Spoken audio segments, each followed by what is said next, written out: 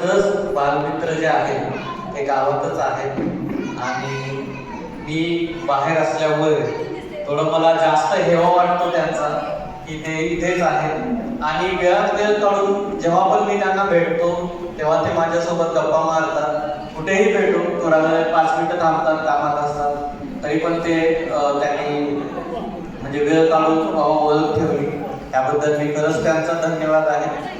आणि स्पेशली उत्तम रवी महेश राहुल असो धनंजय असो त्यानंतर प्रशांत किंवा सचिन पुजारी जे अजून आलेले नाही त्या लोकांनी किंवा अजित असो या लोकांनी खरंच एक चांगला पुढाकार घेऊन मागचे 2 वर्ष ते झटत होते हा कार्यक्रम पार पाडण्यासाठी.